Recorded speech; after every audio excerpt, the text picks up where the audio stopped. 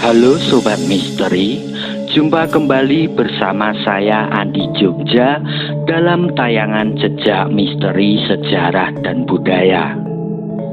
Pada tayangan Jejak Misteri Sejarah dan Budaya kali ini, saya ingin mengajak Sobat Misteri untuk membahas jejak misteri sejarah dan budaya tentang Raden Mas Antowiryo atau yang biasa dikenal dengan nama Pangeran Diponegoro. Tapi sebelumnya jangan lupa tekan like, subscribe, serta tombol loncengnya agar Sobat Misteri bisa mendapatkan konten-konten jejak misteri sejarah dan budaya yang menarik serta terbaru pastinya, sekaligus agar saya bisa lebih bersemangat lagi dalam membuat konten. Raden Mas Antowiryo atau Pangeran Diponegoro lahir pada tanggal 11 November 1785 Masehi dan beliau merupakan putra tertua dari Sri Sultan Hamengkubuwono III dengan garwa ampean atau selir yang bernama Raden Ajeng Mangkorowati dari daerah Pacitan. Raden Mas Antowiryo atau Pangeran Diponegoro saat dilahirkan bernama Bendoro Raden Mas Mustahar, dan setelah dewasa nama beliau berganti menjadi Bendoro Raden Mas Antowiryo pada tanggal 30 September 1805 Masehi di usianya yang ke-20 tahun. Raden Mas Antowiryo atau Pangeran Diponegoro dikenal sebagai pribadi yang cerdas, banyak membaca dan ahli di bidang hukum Islam Jawa, serta beliau lebih tertarik pada masalah-masalah keagamaan daripada masalah pemerintahan, dan beliau suka membaur dengan rakyat. Beliau pun juga lebih memilih tinggal di Tegalrejo yang berdekatan dengan tempat tinggal eyang buyutnya, yakni Gusti Kanjeng Ratu Tegalrejo yang merupakan permaisuri dari Sri Sultan Hamengkubuwono I daripada tinggal di istana. Sejak dari kecil Raden Mas Antowiryo atau Pangeran Diponegoro sudah sangat dekat dengan rakyat dan para santri, serta dalam Babad Diponegoro dijelaskan bahwa semasa kecil Raden Mas Antowiryo atau Pangeran Diponegoro diajarkan menanam padi serta kegiatan masyarakat lainnya oleh neneknya di Tegalrejo, yang menjadikan Raden Mas Antowiryo atau Pangeran Diponegoro muda sangat dekat dengan rakyat dan mengerti akan penderitaan rakyat Jawa di bawah tekanan pemerintah kolonial Hindia Belanda. Raden Mas Antowiryo atau Pangeran Diponegoro adalah seorang yang menggemari kuda, dan saat di Tegalrejo sebelum terjadi perang, beliau memiliki lebih dari 60 orang Jawa yang bertugas untuk memelihara kudanya.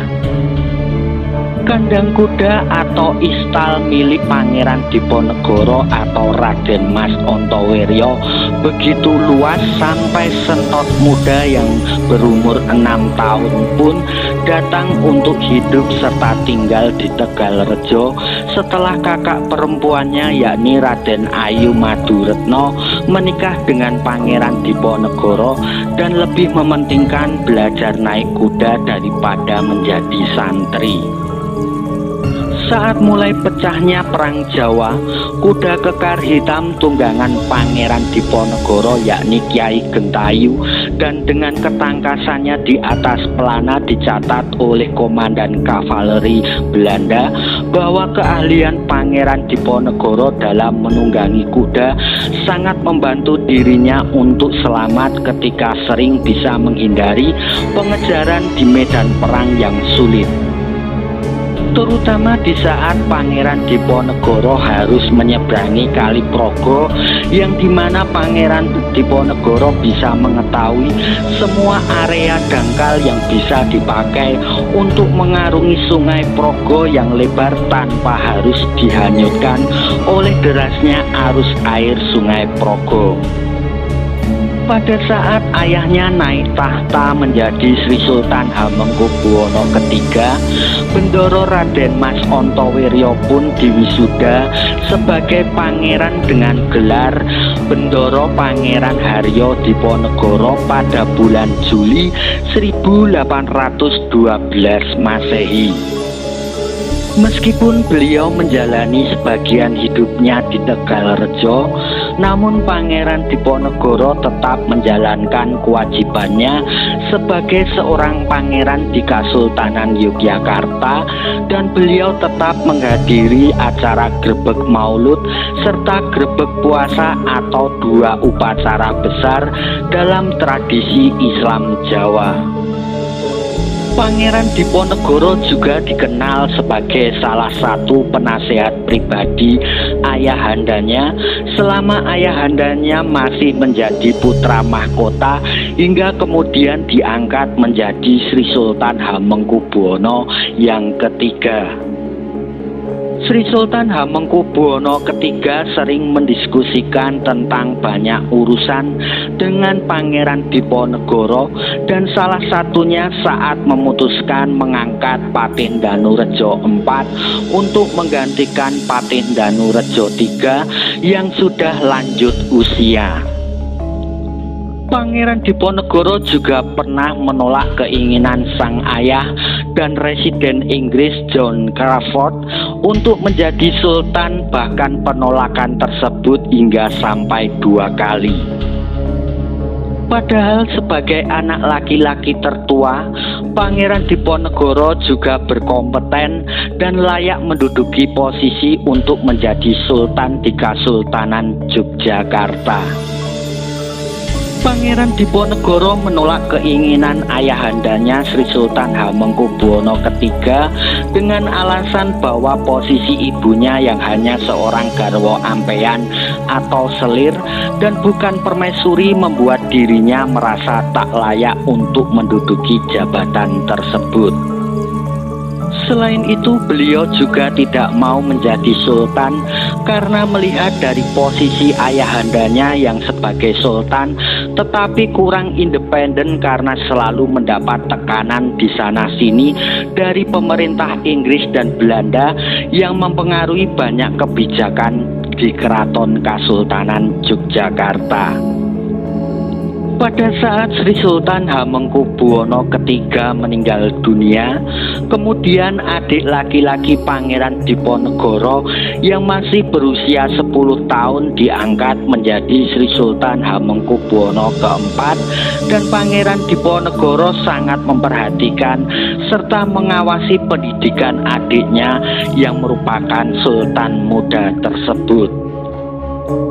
Beliau dari Tegalrejo sering datang ke keraton untuk bertemu adiknya sang sultan muda dan menceritakan kisah-kisah kepahlawanan Fatih Al-Muluk serta memberikan rekomendasi banyak teks bacaan kepada sang sultan muda. Meskipun demikian, namun Sri Sultan Hamengkubuwono IV bukanlah seorang yang rajin belajar, dan beliau justru malah lebih suka berkesenian dan berkuda daripada belajar literatur Jawa. Pada bulan Desember 1822 Masehi, Sri Sultan Hamengkubuwono IV meninggal dunia secara mendadak, dan kemudian putra mahkota yang masih berusia 2 tahun pun naik tahta menjadi Sri Sultan Hamengkubuwono V dengan didampingi oleh Dewan Perwalian dalam menjalankan tugasnya sebagai raja. Dewan Perwalian Sri Sultan Hamengkubuwono V terdiri dari 4 orang, yakni Ratu Ageng, Ratu Kencana, Pangeran Diponegoro, dan Pangeran Mangkubumi.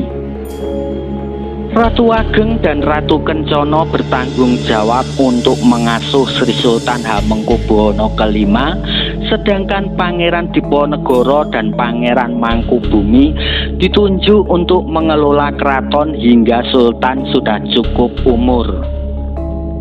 Kedua pangeran wali juga menerima pembayaran pajak pasar dan pajak gerbang cukai senilai 100.000 dolar Spanyol setiap tahunnya secara langsung tanpa melalui Patih Danurejo IV, karena Patih hanya diperbolehkan mengendalikan pemerintahan jika kedua pangeran wali tersebut lalai dalam tugasnya.